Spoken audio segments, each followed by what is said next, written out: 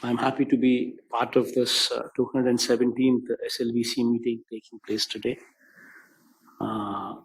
It's been wonderful to have a physical meeting take place. This meeting is also taking place at a very crucial juncture. In fact, so much so that the momentum of the country's economic recovery is also picking up. For the second quarter of the financial year, a quarter-on-quarter GDP rate of 8.4% is registered. For the entire first half of the financial year, the GDP growth rate of 13.7% is also registered. Minus the apprehension of this third wave due to this Omicron variant, otherwise the economy is slated for a boost. We should hope that possibility of the third wave would have a very low impact on the economy. At this juncture, the importance of credit growth cannot be overemphasized. In fact, the fact that national level, the bank credit of scheduled commercial banks stood at 112 lakhs crores on November 5th, 2021, demonstrating a year-on-year growth rate of 7.1%. This is actually good, considering the fact that credit growth has also picked up. But strategies to improvise on this front should also evolve. Furthermore, to sustain this economic growth.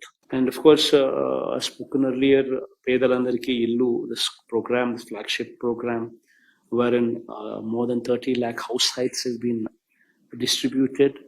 And impressed with this distribution, PMAY has also come forward and also sanctioned 15.60 lakh houses as well in the first phase. So the housing activity is going on in a full swing. In fact, it's very important that this sector is boosted, it's given a boost, because this will make sure that cement consumption goes up, steel consumption goes up, manual labor is also provided, wherein they themselves are employed to build their own houses. And every activity at that village level also takes a big boost. Also, a lot that is being done in health and education as well, wherein health, if we were to speak about, we're talking about actually transforming the entire health sector to national standards, wherein we are building 16 new teaching hospitals.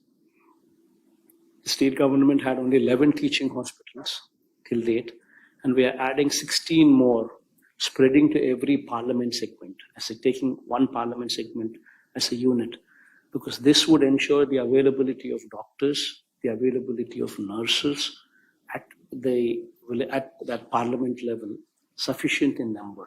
Now we're talking about a Chayuta program, which speaks about specific target, wherein we're talking about 45 to 60 years of age women who are under the category of the most responsible age, and giving only to those women who come under that bracket, and giving them consistently for 4 years, supporting them, so that the amount is not scattered.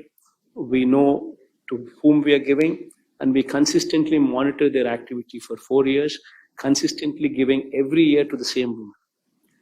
And we've tied up with Amol, ITC, Reliance, Hindustan Lever, Procter & Gamble, and these kind of big MNC companies also, to show them livelihood.